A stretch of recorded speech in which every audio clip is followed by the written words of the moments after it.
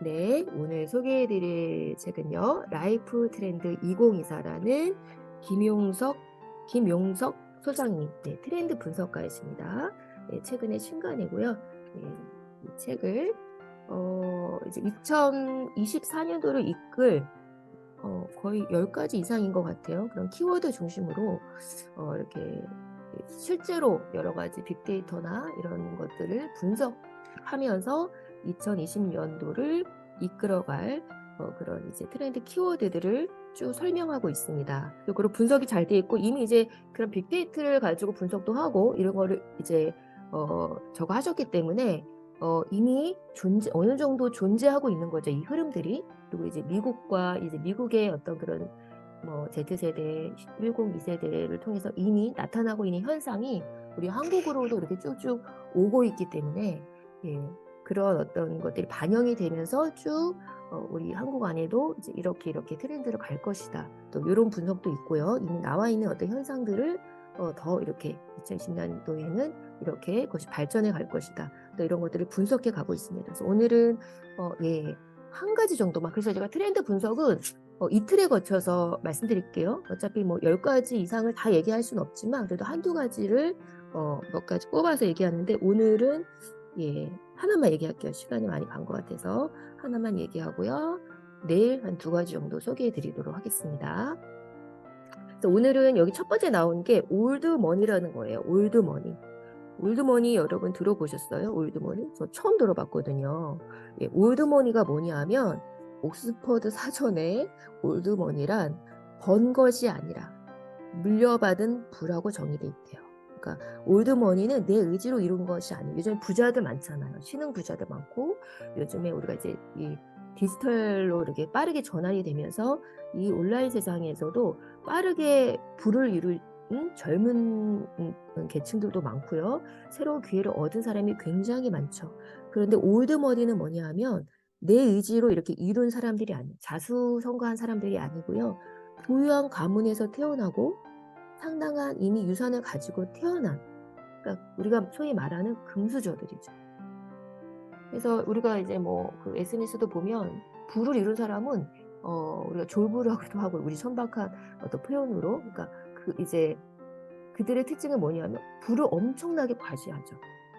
비싼 차부터 해서 옷부터 명품부터 해서 집부터 해서. 근데 이 올드머니의 특징은 뭐냐면 이미 자기가 태어났더니 그냥 엄청난 부자인 거죠.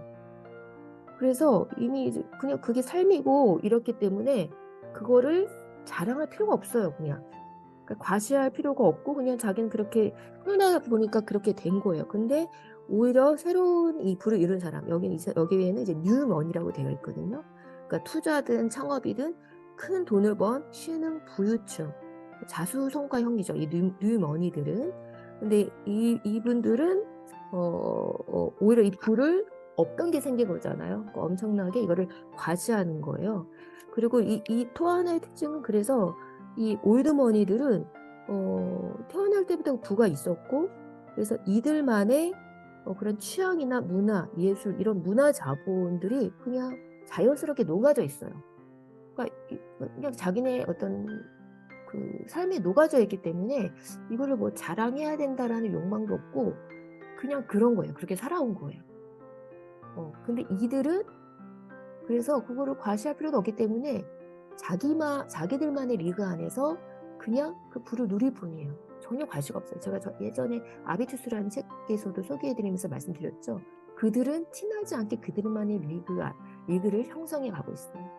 근데 티가 나는 사람은 뉴머니들일 수 있다라는 거죠. 예전에 그 살롱이라는 게 있었잖아요. 살롱. 이 살롱이라는 게 17세기, 19세기에 이게 사실은 상류층 귀족들의 그 상류층 저택의 응접실이라는 뜻이죠. 거기에서 그 상류층 귀족들이 모여서 그들만의 어떤 문화계 인사들, 예술계, 문학 이런 것들을 이렇게 같이 누렸던 어떤 그런 취향 모임이었어요.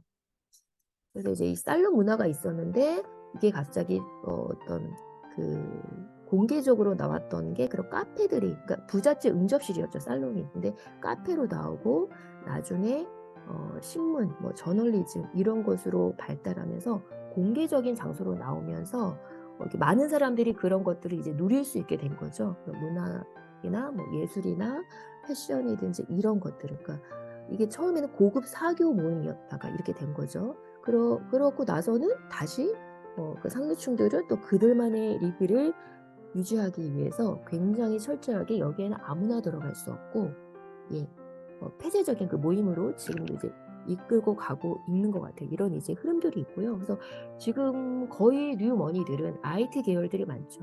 우리가 아는 메타뿐만 아니라 일론 머스크의 그런 테슬라나 뭐 이런 거의 상위 10% 안에 6, 7, 2, 8위 여기까지는 다 어떻게 보면 생겨난 지 얼마 안 된 거죠. 뉴머니들이죠. 그래서 여기에 그 어떤 그 산유축 모임이 있는데 그 모임에 아무나 못 들어가는데 빌 게이츠도 정말 그 조건을 어느 정도 갖추고 거기에 겨우 들어갔다는 어떤 하나의 사례도 여기 있어요. 사례도 있고. 그래서 이 올드머니의 특징 중 하나는 뭐냐면 사회적 책임을 다하는 거예요.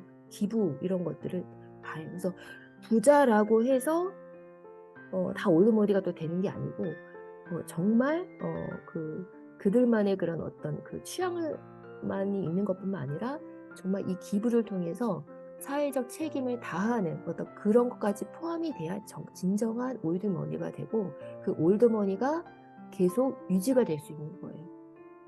명맥이 유지되는 거죠. 부를 유지하는 것도 쉽지 않잖아요. 부를 유지하는 가운데는 단순히 겉으로 이제 어떤 그런 취향이나 문화 이런 것을 누리는 문화 자본뿐만 아니라 이 사회적 책임을 다할 때가, 외국에서는 정말 그런데요.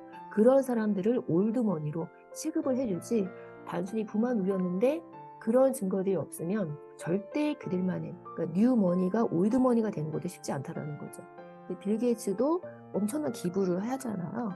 네. 그래서 어느 순간 이들이 이제 결국은 그 자녀들 세대, 그 자자녀들 세대에서는 올드머니가 될 수 있죠.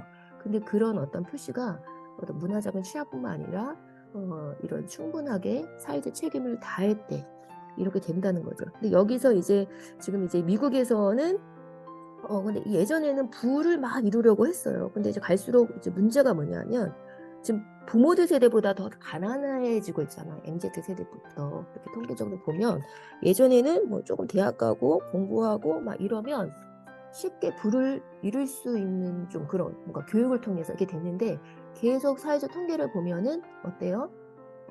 부모보다 더 가난한 세대, 이런 어떤 우리가 아마 키워드들 많이 보셨잖아요. Z세대도.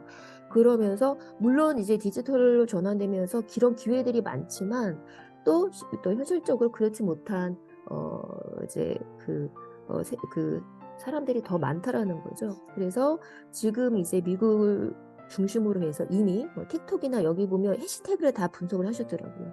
여기에 사용되는 해시태그가 여러 가지가 되게 있는데, 만약 패션을 본다라면 프레피룩, 아이비룩, 댄디룩 이런 어떤 해시태그들이 패션만 본다면 이제 이런 게 틱톡에서 다 조회수를 이런 거 막 찾았어요. 이런 해시태그로 붙는 게 42억 회다.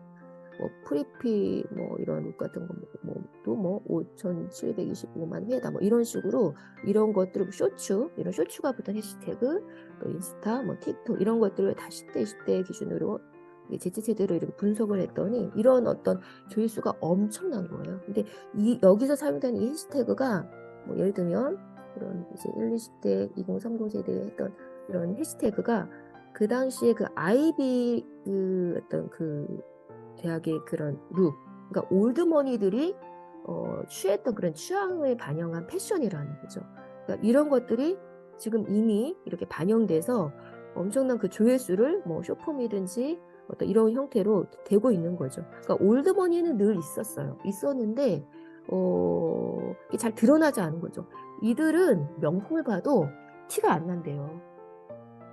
티가 안 나고 정말 이게 글씨도 조그마하고 근데 이게 이제 그 몸품계에서 또 이게 젊은 세대들의 그걸 반영하다 보니까 빈 로고라고 해서 굉장히 이 로고를 막 크게 변형하기도 하고 이랬는데, 실제적으로는 이들이 진짜 티나지 않으니까 그들만 볼 수 있는 그게 있나 봐요. 디자인이든 뭐든. 근데 이제 되게 이제 과시적으로 이걸 이제 다 명품 입고 다녔어. 그러니까 이런 것도 이제 그 산업계 쪽 안에서는 마케팅적으로 이거는 로고를 빈 로고라고 해서 되게 크게 하고 이런 적이 있는데, 실제적으로 그들만 볼 수 있는 표시로 패션도 그렇게 이제 판단을 한다는 거죠. 그렇게 지금 흐름들을 이제 막 분석을 하면서 그러니까 이제 부자라고 다 부자가 아닌 거죠. 근데 지금 젊은 세대들이 올드머니를 추구하고 있는 거죠. 그래서 이제 이 소장님은 이런 거를 이렇게 분석하시면서 이제 올드머니들은 원래는 실제적으로 되게 조용한 럭셔리들을 추구했는데 이제 젊은 세대들이 왜 이런 것들을 다시 올드머니의